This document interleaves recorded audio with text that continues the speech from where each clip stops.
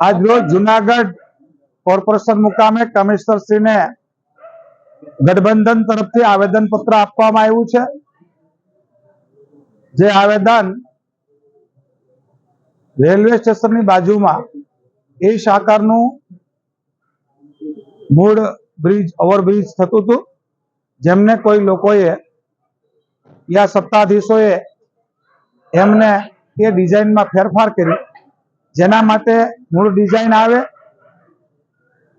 અને જે ડિઝાઇનમાં લોકોની સવલતતા વધારે સારી રીતે આપી શકાય, લોકો સારી રીતે અવર જવર કરી શકે, એ માટેની લાગણી દર્શાવતું અમારું આજનો આવેદન પત્ર હતો।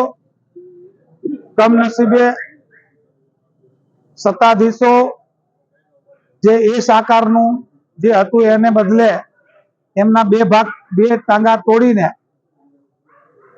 જેડ આકારનું કરી નાખે તો જે લોકોને આવવા જવામાં સવલતતા હોય ન પડે। દાખલા તરીકે ગાંધી ચોકમાં થી બ્રિજ શરૂ થાય અને એ બ્રિજ માટે સામેના ભાગે રેલવે સ્ટેશનના પાછળના ભાગે એ બ્રિજ ઉતારે, ત્યારે કોઈએ ગીતા લોજે જવું છે કે ગીતા લોજે થી જોશીપુરા તરફ જવું છે, એમને ખૂબ લાંબો અંતર થાય અને એવા વખતે મૂળ ડિઝાઇનમાં ફેરફાર ના કરે, એના માટે કોંગ્રેસ આપ પાર્ટી એટલે કે ગઠબંધન અને લોકોની માગણી છે, એ માગણીને સંભાળે। સાથે સાથે કોંગ્રેસ ઓફિસને પણ ટાર્ગેટ થતું હોય એવી આ ડિઝાઇન હોય એવું પ્રથમ દ્રષ્ટિએ લાગે છે। જે અમે કમિશનરશ્રીને વાત કરી છે કે જ્યારે પેલું ઓવરબ્રિજ થતું હોય ત્યારે વિવાદ બના આવે, એના માટે અમારે લડાઈ કરીએ અને અમારા કારણે ઓવરબ્રિજનું કામ અટકે એ વ્યાજબી નથી। તેથી અમારી વાત, લાગણી, માગણી આપ અને આપના સત્તાધીશો સુધી પહોંચાડીને લોકો માટે, બહુજન લોકો માટે, સુખાકારી માટે આપ સારો નિર્ણય લ્યો એવી અમારી વિનંતી સાથેનું આવેદનપત્ર આજ આપ્યું છે। અને જો આ વાતને નહીં સ્વીકારે તો અમે ગાંધી સિંધિયા માર્ગે અમે લડત રૂપે આવશું। જુનાગઢ મહાનગરપાલિકા દ્વારા આર્કિટેક્ટને લાખો રૂપિયા ખર્ચી એક વખત એ આકારની ડિઝાઇન બનાવેલી। આ ડિઝાઇન સર્વમાન્ય હતી, લોકોને સગવડતા રૂપ હતી, ટ્રાફિકનું સરળીકરણ થતું। રાજકોટ તરફથી તમારે જોશીપરા તરફ જવું હોય તો એના માટે પણ પાસ આપેલો હતો, ગાંધી ચોકથી જોશીપરા તરફ જવું હોય તો એના માટે પણ પાસ આપેલો હતો।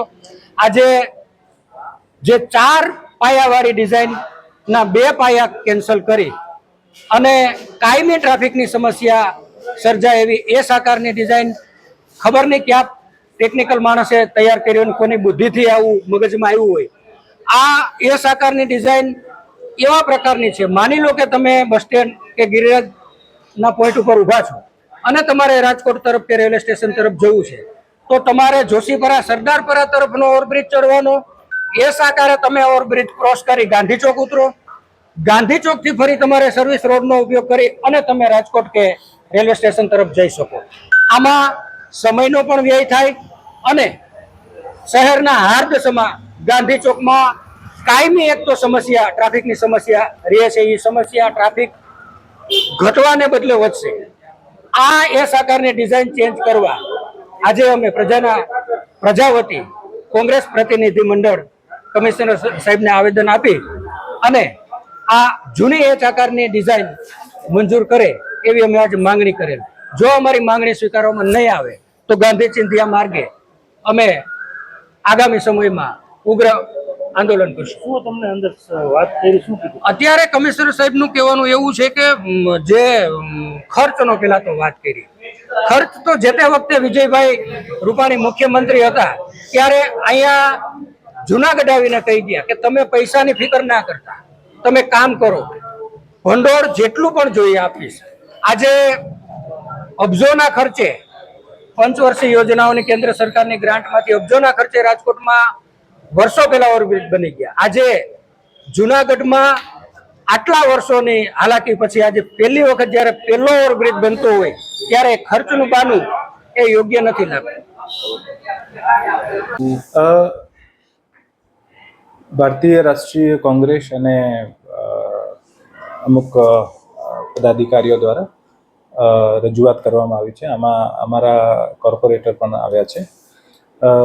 બ્રિજની ડિઝાઇનને લઈને આ લોકોએ રજૂઆત કરી છે કે અગાઉમાં જે એચ આકારની ડિઝાઇન હતી અને અત્યારે જે આપણે એસ આકારની ડિઝાઇન છે આના વચ્ચે ચર્ચા વિચારણા થઈ છે અને ચર્ચા વિચારણા મુજબ અમુક જે કન્ફ્યુઝન્સ હતા આને પણ અમે ખુલ્લે દિલથી ચર્ચા કરી છે અને ખરેખર જે સાચી વસ્તુ છે આનું ધ્યાન અમારું દોરવાનો પ્રયત્ન કર્યું છે અને અમે આનું દોરવાનો પ્રયત્ન કર્યું છે.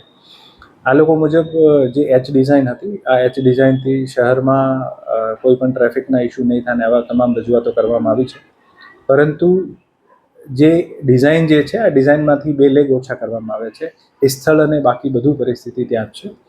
તો આજે એક ભ્રમ ઉત્પન્ન થાય છે કે ખરેખર આ ડિઝાઇનથી ટ્રાફિકમાં બહુ કન્જેશન થઈ જાય અને ઇસ્યુ થઈ જશે, એવું બિલકુલ નથી. અત્યારે પણ જ્યારે જે ઇનકમિંગ રોડ છે આ જેટલું છે આ આખું રોડ ખાલી રહેશે અને એક સર્વિસ રોડ આપવામાં આવશે, તો ટ્રાફિકને કોઈ પણ રીતે અડચણ ડ્યુરિંગ કન્સ્ટ્રક્શન નહીં થવાનું. બાકી જે બ્રિજની ડિઝાઇન જે છે આ ડિઝાઇન સરકારશ્રી દ્વારા માન્ય થઈ છે અને જે નિર્ણય થયો છે આ નિર્ણય મુજબ ભવિષ્યમાં કામગીરી કરવામાં આવશે. ઓકે.